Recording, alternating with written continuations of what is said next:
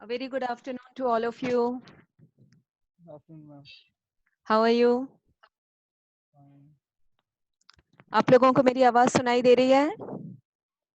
Okay. Yes, ma'am. So, Ma'am. okay, nice to see you all. And I have sent you last year's question paper. पिछले साल का question paper मैंने आपको भेजा है. धीरे धीरे जैसे जैसे ऑनलाइन क्लासेस आपकी होती जाएंगी, आप उन्हें इसको आप क्लास वर्क कॉपी में मत करिएगा, अलग से पेजेस में आप करके दे दीजिएगा, क्योंकि वीसी सर का ऑर्डर ऐसा है. ठीक है?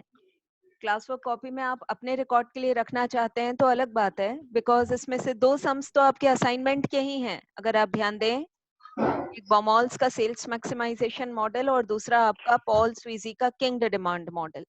These two segments I have given you an assignment. So वो 2 चीजें तो ऑलरेडी आपके कॉपी में होंगी ही, लेकिन यहाँ जो प्रीवियस ईयर क्वेश्चन पेपर है, इसमें इसे आपको 21 मार्कर के तौर पर लिखना है, क्योंकि कॉपी में हो सकता है आपने बहुत डिटेल्ड काम किया हो. तो यहाँ आप जो मुझे सॉल्व करके क्वेश्चन पेपर सबमिट करेंगे, आंसर सबमिट करेंगे, वो 21 मार्कर के हिसाब से करेंगे. और बस मेरा एक सजेशन है कि आप मुझे तो हैंड रिटन सबमिट करेंगे और एक फोटोकॉपी करवा के एक सेट अपना पास भी रख लीजिएगा. समझ रहे हैं ना? जब भी हम आते हैं, क्योंकि जितनी मेरी अभी तक बात हुई है, आप लोगों के एग्जाम्स तो होंगे, रिटन एग्जाम्स जो सेमेस्टर एग्जाम जिस तरह से होते थे वैसे होंगे. लेट होंगे, जब ये पूरा कोरोना का आउटब्रेक खत्म हो जाएगा तब होंगे. क्लियर? और उसके बाद आपसे जब भी मिलेंगे, जब आपके एग्जाम्स होंगे, तब मैं आपसे आपका असाइनमेंट कलेक्ट कर लूंगी. जून में होगा एग्जाम, जुलाई में होगा, कभी भी हो सकता है, बट एग्जाम जरूर होंगे. Clear? So accordingly these online classes are important, क्योंकि जो academic session का जितना लॉस हो रहा है उसे कवर करने के लिए हमने ये स्टार्ट किया है venture. Clear? So I'm really happy that today we have around 11 students in your class and all of them logged in. Now Nilesh is also there. I just wish to remind you that now classes time is fixed. तो आप लोग आकर के जैसे ही class का time आपको पता है कि हर मंडे, वेडनेसडे और फ्राइडे आपकी क्लास 2 बजे होनी है, तो आपको इनविटेशन भी पता है, आपको टाइम भी पता है, सो आप प्रायर में आ जाया करें. कभी ऐसा हो सकता है कि मैं 10 मिनट पहले आपको इन्फॉर्म ना कर पाऊँ. जब आपकी क्लासेस का टाइम फिक्स है तो अब इसमें कंफ्यूजन नहीं होना चाहिए. Clear? Now we are formally beginning with our class. That is the remaining part. This is the last segment of the game theory, and I'll try to cover the whole part today itself.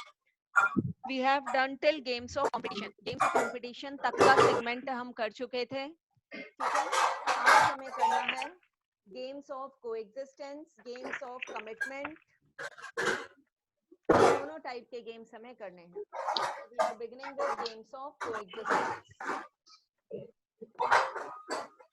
Ma'am सबका audio बंद कर दीजिए.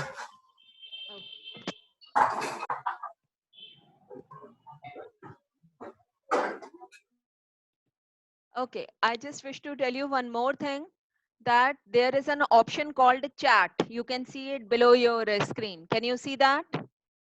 There's an option of chat. Because मैंने आप सबको mute कर दिया है ताकि ये डिस्टरबेंस ना आए, और आप अपने आप को अनम्यूट नहीं कर सकते. मैंने वो ऑप्शन भी क्लोज कर दिया है. सो अगर आपको कोई डाउट होगा तो आप चैट में टाइप करके इंस्टेंटली मुझे भेज दीजिएगा. मैं चैट में रीड करके मेरा सेशन जैसे ही ओवर होता है आपके डाउट्स को ले लूंगी. क्लियर? नीचे चैट दिख रहा है सबको? Alt+H दबा करके भी आप चैट इनिशिएट कर सकते हैं.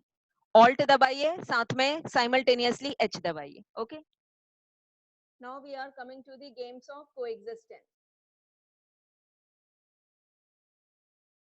Games of coexistence, as the name implies, जब दो पार्टीज कोएग्जिस्ट करना कहती हैं और दो स्पीशीज को या एक स्पीशीज में दो तरह के एलिमेंट्स को कोएग्जिस्ट करना होता है, और कोएग्जिस्टेंस की वजह से एक दूसरे पर उनकी डिपेंडेंस होती है. The most famous game in this context is the hawk-dove game. Hawk-dove game. अब इसमें assume किया जाता है, पहले मैं आपको ये, you can see this, games of coexistence. The name of the game is hawk-dove game. Clear? Hawk and dove. Hawk और dove दो तरह की चिड़ियाएं हैं. Hawk का मतलब क्या होता है? बाज. Hawkish कहते हैं ना, तो हॉक का मतलब, अब हॉक की आपकी जो बेसिक आपको टेंडेंसीज पता है, वो टेंडेंसीज क्या है कि हॉक स्वभाव से बहुत एग्रेसिव होता है कि नहीं? स्वभाव से बहुत एग्रेसिव होता है और उसको छीन लेने की टेंडेंसी होती है। दूसरा होता है डव। डव जिसके नाम पर सोप भी लॉन्च किया गया है, डव, DOVE, डव। डव का मतलब होता है, इसको हिंदी में कहते हैं फाख्ता। ये एक शांति प्रिय पक्षी होता है जो नॉर्मली किसी के साथ फाइट नहीं करता।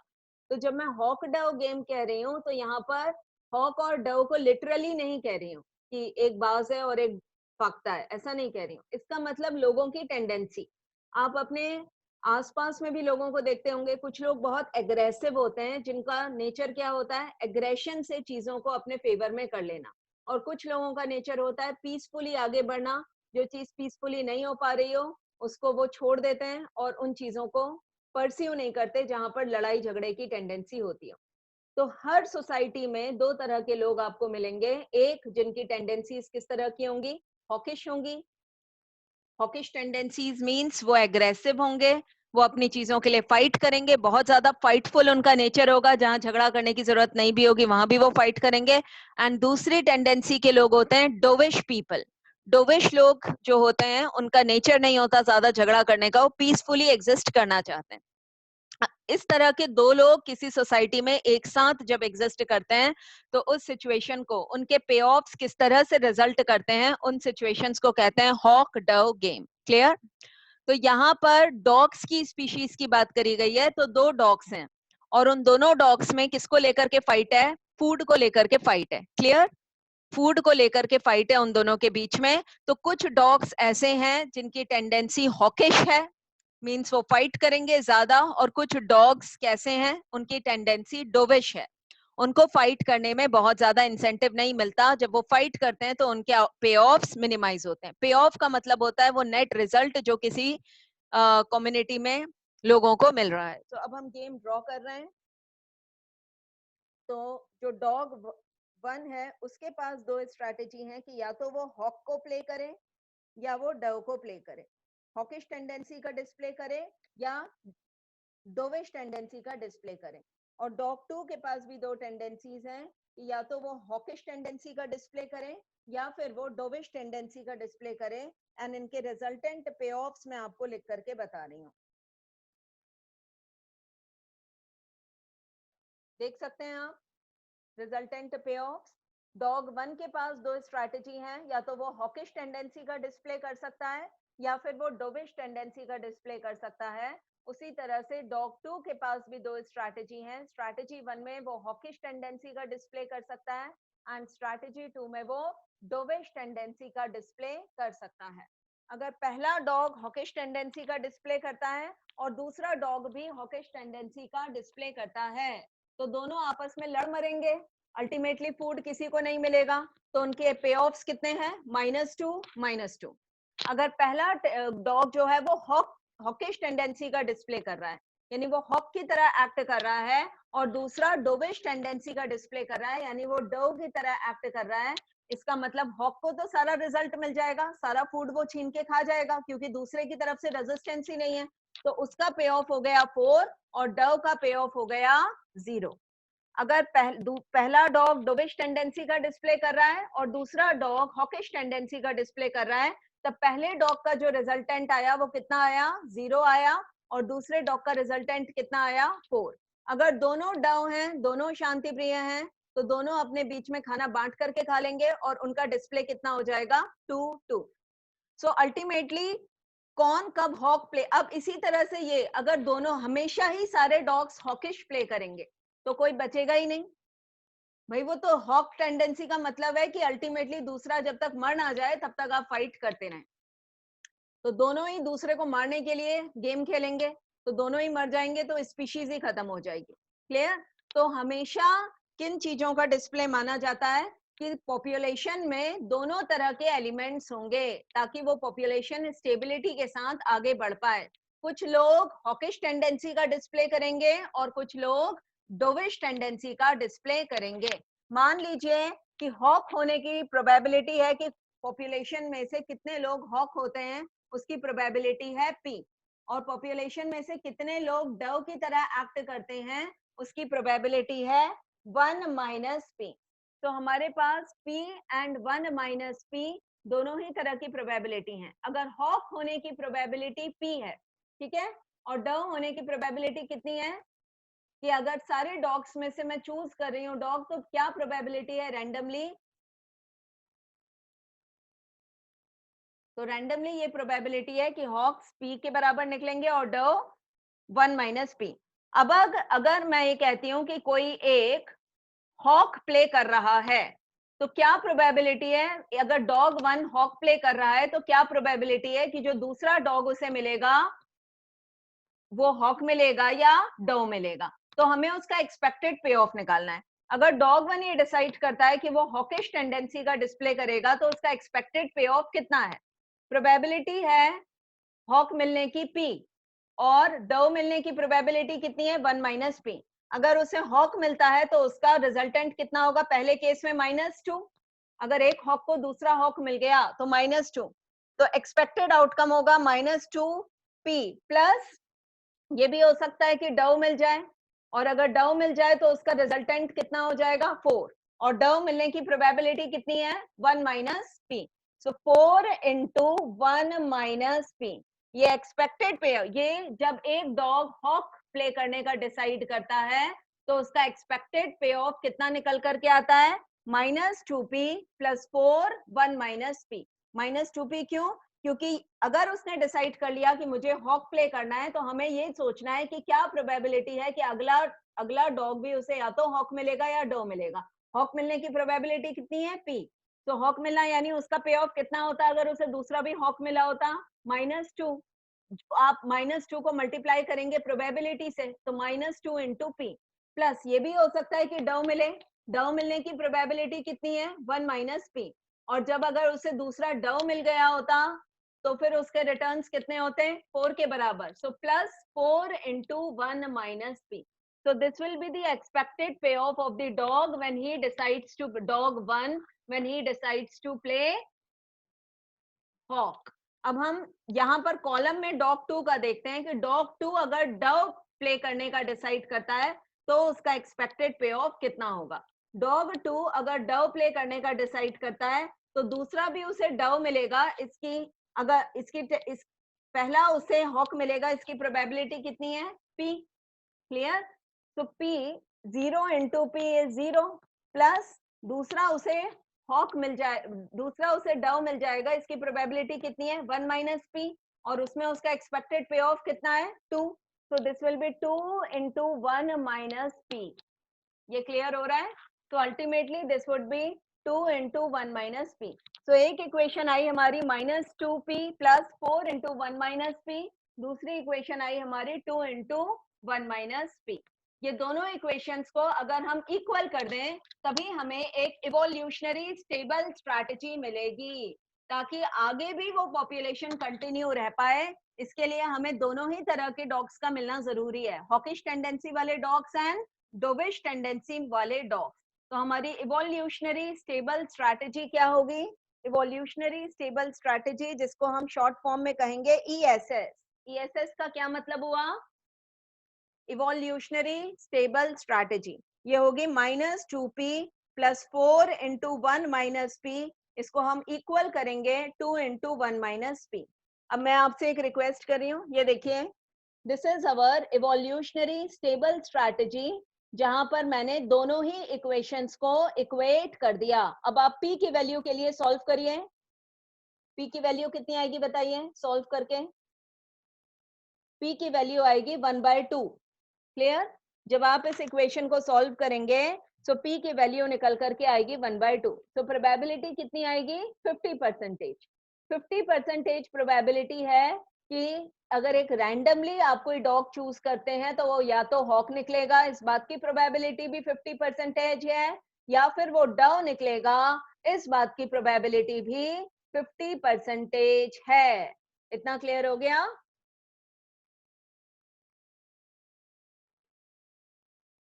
So we have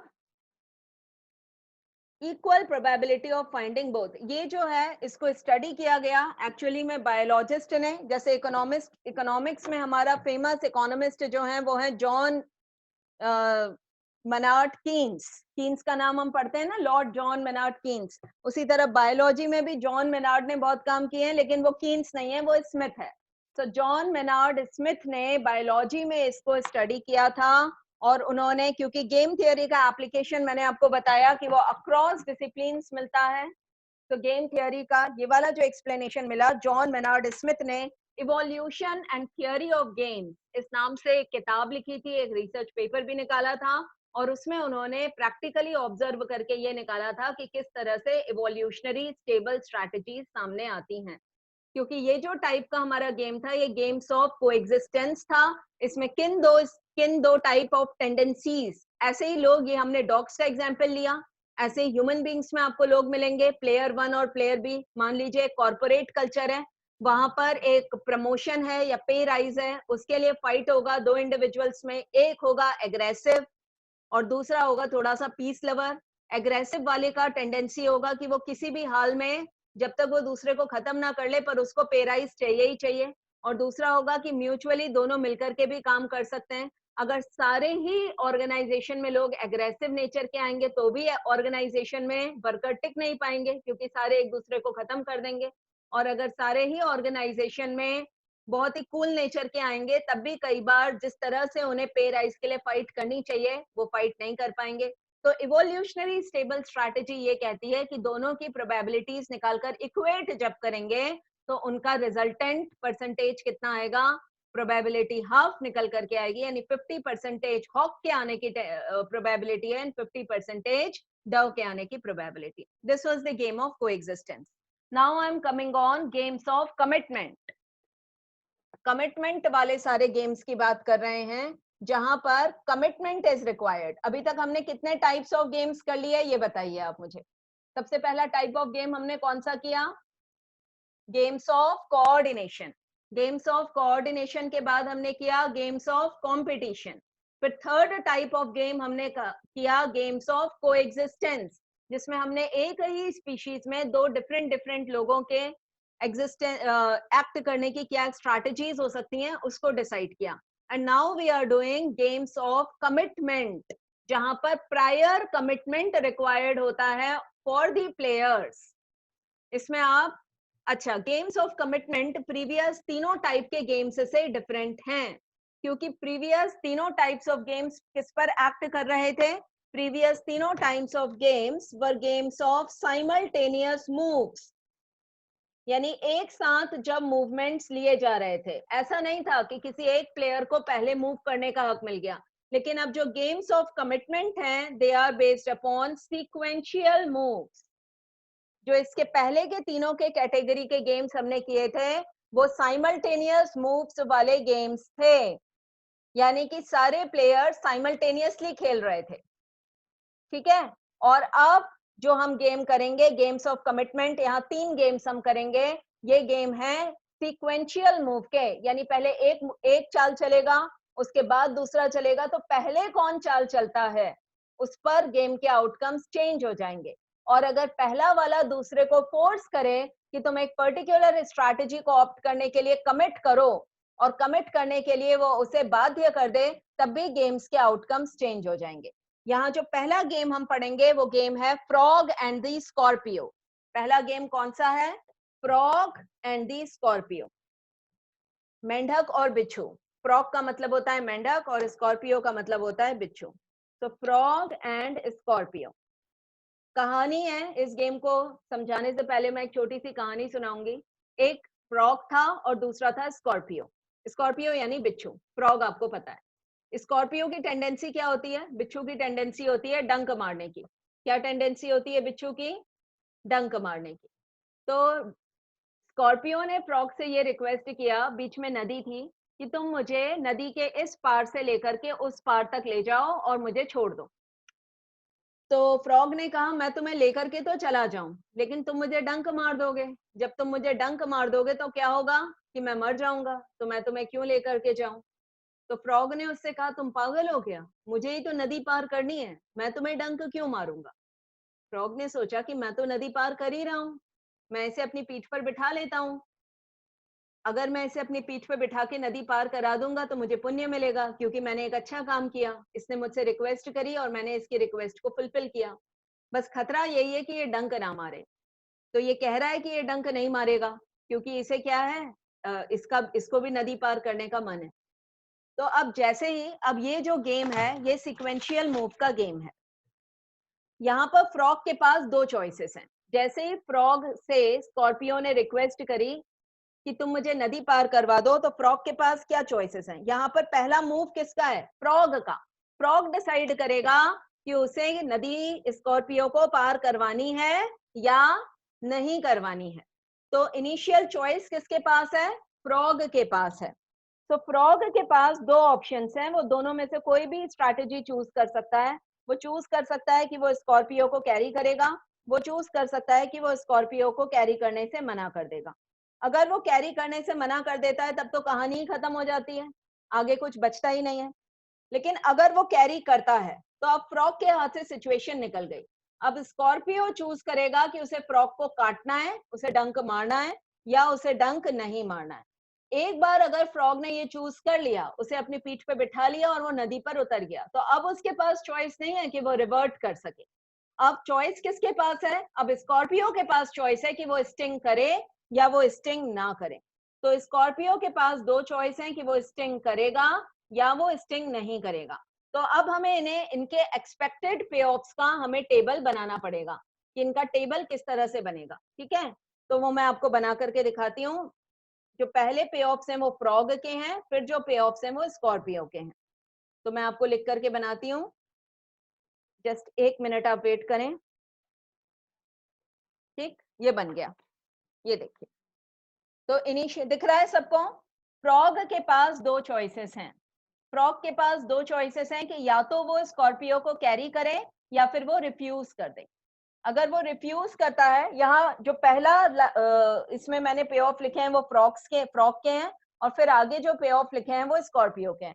अगर वो मना कर देता है तब तो किस्सा ही खत्म। फ्रॉग ने कह दिया मुझे तुम पर ट्रस्ट नहीं है, तुम डंक मारोगे ही मारोगे, मैं नहीं ले जा रहा।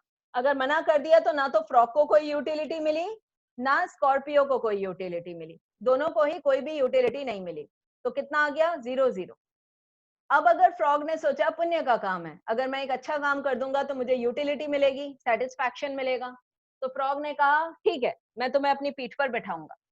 अब फ्रॉग ने डिसाइड कर लिया कि उसे स्कॉर्पियो को अपनी पीठ पर बैठाना है। अब स्कॉर्पियो के पास दो चॉइसेस हैं कि वो फ्रॉग को डंक मारे या वो फ्रॉग को डंक ना मारे। अगर स्कॉर्पियो चूज करता है डंक मारना, तो फ्रॉग की यूटिलिटी तो हो गई -10। क्यों? क्योंकि फ्रॉग तो मर ही गया। और स्कॉर्पियो की यूटिलिटी हुई 5। तो स्कॉर्पियो को क्या मजा आया डंक मार के? क्योंकि स्कॉर्पियो का नेचर है डंक मारना। बेसिक नेचर को फुलफिल करने पर भी यूटिलिटी मिलती है। तो स्कॉर्पियो को मिली 5 की यूटिलिटी और फ्रॉग बेचारा मर गया, उसको -10 का रिजल्ट मिला। अगर स्कॉर्पियो ने सोचा कि नहीं मुझे डंक नहीं मारना है, तो फ्रॉग को कितनी यूटिलिटी मिली? 5 की, क्योंकि फ्रॉग ने पुण्य का काम किया। और स्कॉर्पियो को 3 की ही मिली, क्योंकि स्कॉर्पियो ने नदी पार कर ली, इस बात की उसे यूटिलिटी मिली, लेकिन इस बात की खुजली होती रही। उसे तो डंक मारने की आदत थी, उसका बेसिक नेचर क्या है फ्रॉग का? डंक मारना।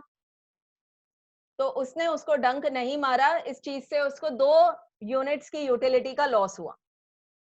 तो अगर वो डंक मार देता तो उसको 5 की यूटिलिटी मिलती, और डंक नहीं मारा तो उसे 3 की यूटिलिटी मिली। तो स्कॉर्पियो क्या करेगा? स्कॉर्पियो तो डंक मारेगा ही मारेगा, और फ्रॉग उस प्रोसेस में मारा जाएगा। तो फ्रॉग को पहले ये सोचना था कि स्कॉर्पियो को ज्यादा यूटिलिटी कौन से एक्शन से मिलती है, डंक मारने से या डंक नहीं मारने से। अब दिक्कत यह है कि अगर फ्रॉग डायरेक्टली मना कर देता है कि मैं तुम्हें अपनी पीठ पर नहीं बिठाऊंगा, तो फ्रॉग का भी तो पुण्य का काम नहीं हो पा रहा है। ठीक है, उसकी यूटिलिटी 0 हो रही है, जबकि उसको बेटर आउटकम कब मिल रहा था? जब वो स्कॉर्पियो की हेल्प भी कर दे और स्कॉर्पियो से डंक भी ना मारे। क्लियर? तो इस फ्रॉग को क्या करना चाहिए था? फ्रॉग को इस गेम थियरी के टेबल को पहले ही समझ लेना चाहिए था कि स्कॉर्पियो किस किस तरह से बिहेव कर सकता है। अकॉर्डिंगली उसे स्कॉर्पियो को फोर्स करना चाहिए था कि पहले तुम कमिट करो कि तुम मुझे डंक नहीं मारोगे। तो स्कॉर्पियो ने कहा कह तो रहा हूं कि डंक नहीं मारूंगा। उसने कहा कहने से कुछ नहीं होता, तुम्हें तो डंक मारने से ज्यादा यूटिलिटी मिलेगी डंक ना मारने के कंपैरिजन में। तो सबसे पहले तुम अपने घर के एक मेंबर को बंदी बनाओ। अगर तुमने डंक मारा तो तुम्हारा घर, तुम भी डूबोगे या जैसे भी हो, और तुम्हारे घर के मेंबर को कुछ हो जाएगा। या फिर फ्रॉग को अपने किसी साथी फ्रॉग से कहना था कि इसको अपने गन के रडार पे रखो, और जैसे ये कुछ करता हुआ दिखे इसे गोली से शूट कर देना। ऐसा कुछ करना चाहिए था। तो फ्रॉग को, ये फ्रॉग और स्कॉर्पियो एक सिंबल्स हैं समझने के लिए, ठीक है।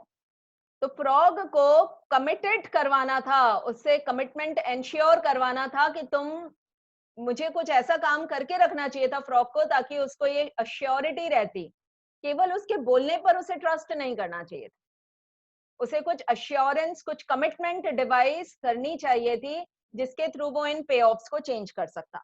अगर वो पहले से ही अपने किसी दोस्त फ्रॉग से रिक्वेस्ट करके चलता कि इसको रडार पे रखो और इसे गोली मार दो, तो पे ऑफ्स चेंज हो जाते। तब पे ऑफ्स किस तरह के हो जाते हैं? फ्रॉग्स के पे ऑफ्स चेंज हो जाते हैं। और ये सपोज तब डंक बाकी तो ये सेम ही रहता।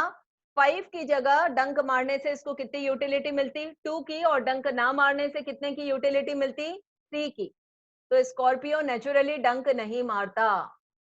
अगर फ्रॉग ये कमिटमेंट एंश्योर करवा लेता, या तो स्कॉर्पियो के किसी फैमिली मेंबर को वो बंदी बना लेता, या फिर किसी दूसरे फ्रॉग को वो हायर कर लेता कि स्कॉर्पियो को इमीडिएटली शूट कर देना अगर इसने कुछ भी गड़बड़ करी इधर उधर, तो स्कॉर्पियो की यूटिलिटी कम हो जाती। स्कॉर्पियो को डंक मारने से 2 की यूटिलिटी मिलती और डंक ना मारने से 3 की यूटिलिटी मिलती, और फ्रॉग इस केस को जीत जाता, क्योंकि उसका पुण्य का काम भी हो जाता और वो ये भी इंश्योर कर लेता कि स्कॉर्पियो उसे डंक नहीं मार रहा है। क्लियर? यहाँ पर प्रॉब्लम किस चीज की थी? कमिटमेंट की, कि कैसे वो कमिटेड करवाए कि वो डंक ना मारे। कमिटमेंट एंश्योर करवाने वाली प्रॉब्लम थी, और जिस तरह से अगर वो इसको कमिटेड करवा के रख सकता, उसी तरह से इन चीजों का एप्लीकेशन हो सकता। क्लियर? तो ये गेम जो है, this is not a simultaneous move game.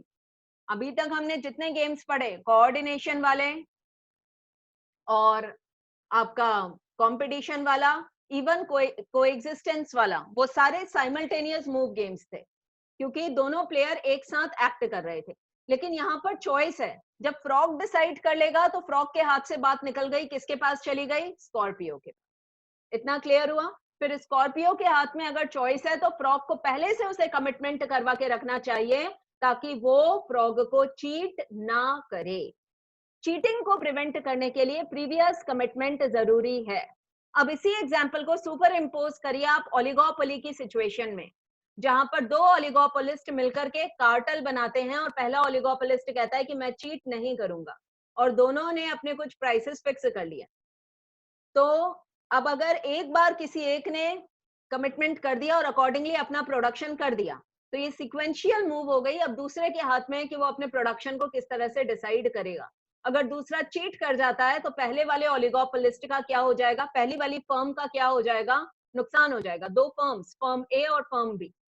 तो फर्म ए को पहले से उसे कमिटमेंट करवाना था, उसे एक मेमोरेंडम ऑफ अंडरस्टैंडिंग साइन करवाना चाहिए था, उसे कुछ लॉ का सहारा लेना चाहिए था, उसे कोई बाइंडिंग कॉन्ट्रैक्ट एग्रीमेंट साइन करवाना चाहिए था, प्रोवाइडेड कि वहां कोई लॉ होता। या फिर जैसे आप माफिया वर्ल्ड में देखेंगे, वो सीधे शूट करते हैं अगर कोई गलत आपने एक बार। इवन अंडरवर्ल्ड में भी गेम थियरी के एप्लीकेशंस बहुत ज्यादा, बिकॉज वहां पर तो फॉर्मल रूल्स एंड रेगुलेशन नहीं चलते हैं, और अंडरवर्ल्ड में इस तरह के कोलैबोरेशंस ज्यादा होते हैं when we talk about oligopoly. So these are all real world applications. और इन कहानियों के कंटेक्स्ट में भी मैं आपको इसलिए सुना रही हूँ क्योंकि इन कहानियों के कंटेक्स्ट से अंडरस्टैंडिंग रिफाइन हो जाती है। तो पूरा फ्रॉग एंड स्कॉर्पियो वाला जो गेम है, जो एक बहुत फेमस गेम है, वो सुपर इम्पोज होता है ओलिगोपोली सिचुएशंस पर। क्लियर? अब हम मूव करते हैं नेक्स्ट गेम पर, और उस गेम का नाम है kindly kidnapper. Kindly kidnapper. Okay, meeting 10 minutes में एंड हो जाएगी। हम सवाल नहीं कर पाएंगे। गेम थियरी पर एक क्लास और होगी आपकी, वो आगे चल करके आपको बता दी जाएगी। काइंडली किडनैपर यानी एक किडनैपर जो कि नेचर में काइंड है। जैसे कि हमने यहाँ पर इसका एग्जाम्पल दिया था, बहुत सारे इसमें किडनैपिंग एक फेमस ऑक्यूपेशन है कि किडनैपर्स जो होते हैं वो किसी को किडनैप कर लेते हैं और उसके बदले में क्या मांगते हैं? रैंसम। तो अब मान लीजिए किडनैपर ने किसी को किडनैप कर लिया और उसको ये पता चला कि भाई इसके पास तो जमानत देने का, रैंसम देने का इतना है ही नहीं इसके घर में। मान लो स्पर्श को किसी ने किडनैप कर लिया और फिर पता चला कि स्पर्श के घर वालों के पास तो पैसा ही नहीं है स्पर्श को छुड़ाने के लिए। तो अब स्पर्श को बिठा करके भी उन्हें क्या करना है, पैसा वैसा तो मिलना नहीं है। तो उनके पास दो चॉइस हैं, या तो वो स्पर्श को छोड़ दें या वो स्पर्श को मार डालें। तो उनके पास दो चॉइसेस हैं, रिलीज और किल। अब इसके बाद स्पर्श को अगर एक बार किल कर दिया तब तो स्पर्श की कहानी ही खत्म। किल करने से किडनैपर को बुरा लगा और स्पर्श की तो जान ही चली गई। तो किडनैपर को यूटिलिटी मिली -3 की और स्पर्श को मिली -10 की, बिकॉज ही डाइड। अब लेकिन मान लो किडनैपर दयालु था और उसे लगा कि इससे पैसा नहीं मिल रहा है तो छोड़ दो इसको, बिठा के क्या करना है। तो अब उसने छोड़ दिया। अब स्पर्श भी सीधा बच्चा तो है नहीं, अब उसके पास दो चॉइसेस हैं। फिर पुलिस वालों ने कहा कि अरे यार ये किडनैपर का गैंग जो है बहुत सक्रिय हो रहा है, तुम जाके सारा अड्डा वड्डा सब देख आए हो, तुम बताओ, आइडेंटिफाई करो। अब स्पर्श के पास दो चॉइस है कि वो जाके आइडेंटिफाई कर दे किडनैपर्स को, या फिर वो पुलिस को कह दे कि मुझे कुछ भी नहीं पता कैसे क्या था। तो अब अगर स्पर्श आइडेंटिफाई कर लेता है तो उसकी अखबार में फोटो छपेगी, बुंदेलखंड यूनिवर्सिटी में बहुत नाम होगा, ठीक है। तो उसको कितनी यूटिलिटी मिलेगी, उसको 5 की यूटिलिटी मिलेगी, और अगर वो मना कर देता है तो उसको 3 की यूटिलिटी मिलेगी। अगर वो किडनैपर के बारे में बता देता है तो किडनैपर पकड़ा जाएगा, किडनैपर को -5 की यूटिलिटी मिलेगी, और अगर वो मना कर देता है तो किडनैपर ने पुण्य का काम किया कि स्पर्श को जान से नहीं मारा, उसको 5 की यूटिलिटी मिलेगी। तो ये इस तरह से इनका गेम का पे ऑफ डिसाइड होता है। किडनैपर ने के पास दो चॉइसेस हैं, या तो किल कर दे स्पर्श को या फिर उसे छोड़ दे। किल कर देता है तो खेल ही खत्म, लेकिन किडनैपर को दुख हुआ है कि इनोसेंट लड़के को मार के, -5 की यूटिलिटी, और स्पर्श तो मर ही गया तो -10 की यूटिलिटी। लेकिन अगर वो इसको छोड़ देता है तब ना स्पर्श के पास दो चॉइसेस हैं कि वो या तो आइडेंटिफाई कर ले या फिर रिस्ट्रेन कर ले। अगर वो आइडेंटिफाई कर लेता है तो उसको बुंदेलखंड यूनिवर्सिटी में सम्मान समारोह प्लस अखबार में नाम, तो 5 की यूटिलिटी। अगर वो मना कर देता है तो 3 की यूटिलिटी। लेकिन किडनैपर को अगर वो आइडेंटिफाई कर लेता है तो किडनैपर पकड़ा जाएगा, -5 की यूटिलिटी, और स्पर्श को 3 की यूटिलिटी। क्लियर? तो ऑब्वियसली स्पर्श क्या करेगा अगर किडनैपर उसे छोड़ देता है, वो किडनैपर के बारे में बता देगा। तो किडनैपर को उसको पहले से कमिटमेंट करवाना पड़ेगा कि भाई अगर तूने बोला तो मैं तेरे पहले से उसको कुछ करना पड़ेगा, या तो उसके कुछ फोटोग्राफ्स लेके रखने पड़ेंगे कि ये मैं मीडिया में डाल दूंगा अगर तूने मुझे आइडेंटिफाई किया, ठीक है। या फिर उसे कुछ एक वो करना पड़ेगा कि मैं तेरे फैमिली मेंबर्स को मार दूंगा, या मैं इरा मैडम को गोली से मार दूंगा, वो हमारे रडार पर है। अगर वो उसको कमिटमेंट करवाए कि तुम नहीं बताओगे, तभी उसका यूटिलिटी का पे ऑफ का मैट्रिक्स चेंज होएगा। तो उसको क्या करना चाहिए, उसे कुछ ऐसा करना चाहिए कि बताने की यूटिलिटी ना बताने की यूटिलिटी से कम हो जाए। स्पर्श का अगर ये 1 हो जाता है तो ऑटोमेटिकली, तो यहाँ पर भी प्रॉब्लम किस चीज की है, कमिटमेंट की है, कि किडनैपर को ये एंश्योर करना है कि उसने स्पर्श को नहीं बताने देना है, चाहे कुछ भी हो जाए। क्लियर? ठीक है। तो ये दोनों गेम्स जो थे ये गेम्स ऑफ कमिटमेंट पर आते हैं। अब हमारे दो गेम्स और बचे हैं, strength is weakness and intergenerational game. तो स्ट्रेंथ इज वीकनेस वाला गेम मैं आपको करा देती हूँ और एक गेम मैं छोड़ देती हूँ, इंटरजेनरेशनल गेम मैं छोड़ रही हूँ क्योंकि ऑलरेडी गेम्स ऑफ कमिटमेंट में हम 3 गेम कर रहे हैं। स्ट्रेंथ इज वीकनेस में 2 पिग्स की कहानी है, little pig and dominant pig and little pig. जो डोमिनेंट पिग है वो बड़ा पिग है, ये एक्चुअल एक्सपेरिमेंट किया गया, 2 पिग्स को पकड़ा गया और उनको एक टनल में रखा गया, ये एक्चुअल एक्सपेरिमेंट है। और एक साइड एक ऐसा लीवर बनाया, एक ऐसा जिसमें वो अगर उसको प्रेस करते हैं तो दूसरी साइड फूड जो होगा ओपन हो जाएगा। तो अब दोनों पिग्स के पास दो चॉइसेस हैं, press the lever and don't press the lever. Dominant pig की आदत है कि वो जो सबॉर्डिनेट पिग है उसको पूरी तरह से डोमिनेट कर लेता है, ये बिल्कुल बॉस और सबॉर्डिनेट की रिलेशनशिप जैसा गेम है। तो उसने वो पूरी तरह से उसे डोमिनेट कर लेता है और उसे खाने नहीं देता। तो सबॉर्डिनेट जो पिग है वो दोनों ही टाइम क्या करेगा, लीवर प्रेस नहीं करेगा। और डोमिनेंट पिग, क्योंकि एक साइड लीवर है और दूसरी साइड फूड है, तो अगर सबऑर्डिनेट डोमिनेंट पिक के पास कोई चॉइस नहीं है सिवाय इस बात के कि वो लीवर प्रेस करे, और जब तक वो लीवर प्रेस करके दूसरी साइड भागेगा तब तक ये जो सबऑर्डिनेट पिग है वो काफी सारा फूड खा चुका होगा। तो इसका मतलब स्ट्रेंथ इज वीकनेस। अगर डोमिनेंट पिग शुरू से ही इस तरह का होता कि वो सबऑर्डिनेट पिग को परेशान नहीं करता तो उसके आउटकम्स बेहतर होते। मैं फटाफट से बना रही हूँ क्योंकि हमारे पास 3 ही मिनट हैं, तो ये मैट्रिक्स मैं बना रही हूँ और एक गेम मैं छोड़ रही हूँ, जो हो सकेगा तो मैं अगली क्लास में करा लूंगी। फटाफट इस मैट्रिक्स को आप बना लीजिए। So we have 2 pigs, dominant pig and subordinate pig. Dominant pig had 2 strategies, don't press lever and press lever, and subordinate pig also have 2 strategies, don't press lever and press lever. और इनके outcomes दिए हुए हैं। तो आप देखिए जब subordinate pig भी लीवर नहीं दबाता है और डोमिनेंट पिग भी लीवर नहीं दबाता है तो दोनों के आउटकम्स कितने हैं? 0 0। अगर सबऑर्डिनेट पिग लीवर दबा देता है तो डोमिनेंट पिग तो दूसरी साइड पटाख से भागकर चला जाएगा और पूरा खाना खा जाएगा, तो 0 और 5 का आउटकम आएगा। अगर सबऑर्डिनेट पिग लीवर प्रेस नहीं करता है, डोमिनेंट पिग प्रेस कर देता है तो 4,1 का आउटकम है, और अगर सबऑर्डिनेट पिग लीवर प्रेस करता है, डोमिनेंट पिग भी प्रेस करता है तो 2,3 का आउटकम है। तो सबऑर्डिनेट पिग के लिए बेहतर क्या है? उसकी डोमिनेंट स्ट्रैटेजी बन जाएगी कि वो लीवर को प्रेस ना करे। आ गई बात समझ में? क्योंकि डोमिनेंट पिग तो हमेशा ही खाना खा जाएगा, तो अल्टीमेटली डोमिनेंट पिग को ही लीवर प्रेस करना पड़ेगा, और इसी वजह से इस गेम का नाम है वेयर स्ट्रेंथ इज वीकनेस। जहां स्ट्रेंथ ही क्या बन जाए? वीकनेस बन जाए। आ गई बात समझ में? तो अब हमारे 2 गेम्स और एक गेम और बचता है, वो है इंटरजेनरेशनल गेम, और उसके बाद मुझे न्यूमेरिकल कराने हैं आपको, minimax, Maximin, saddle point solution, pure strategy numerical and mixed strategy numerical. बाकी की क्लासेस में मैं न्यूमेरिकल करा ले रही हूँ, जो एमबीई की क्लास में पढ़ाती हूँ तो आपकी क्लास में भी न्यूमेरिकल हो जाएगा। तो हमने टेक्निकली सोचा था कि आज गेम थियरी की लास्ट क्लास होगी, पर मैंने बहुत सारे न्यूमेरिकल निकाल लिए तो हमें एक क्लास और करनी पड़ेगी। आज हमारा मंडे है, वेडनेसडे की class would be the last class on game theory. आपके पिछले साल के क्वेश्चन पेपर में भी न्यूमेरिकल है, तो मैं आपको न्यूमेरिकल करना सिखा दूंगी। अगली क्लास में प्लीज आप लोग कॉपी हाथ में लेकर बैठिएगा ताकि आप न्यूमेरिकल को सॉल्व कर सकें। चाहे तो कैलकुलेटर भी ले लीजिए, हालांकि सोल्यूशन बहुत छोटा और सिंपल होगा। क्लियर? ठीक है, अब मैं फटाक से आपकी अटेंडेंस ले रही हूँ। वैसे तो सबके नाम यहाँ पर डिस्प्ले हो ही रहे हैं, but still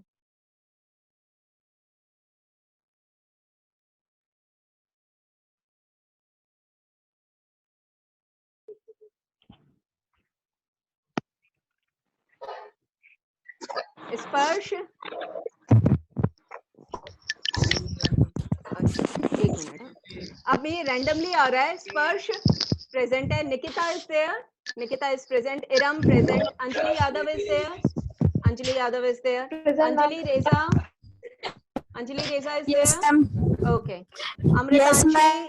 Amritanshi is not there, Pavan Kushwaha not there, Nilesh is there, Sajal is there, Ashi is there, Kriti is there, yes, Ravindra Panchal not there, Shilpi Verma, I can see her, Priyanka Sarkar is there, Gitanjali is there, Nancy is there, Kuldeep ने भी log in किया, सृष्टि वर्मा, सृष्टि Verma is there, शोइना ने भी log in किया। Okay, thank you so much.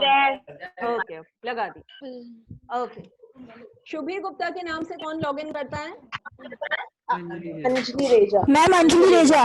Okay, Anjali रेजा। अपना नाम change कर लीजिए, अंजलि ही लिख दीजिए। वैसे तो आपसे अभी, और आकृति वर्मा के नाम से कौन लॉग इन करता है? Yes ma'am. हु इज आकृति? शिल्पी।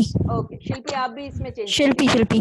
ओके, चलिए bye, see you day okay after. Bye. Thank you.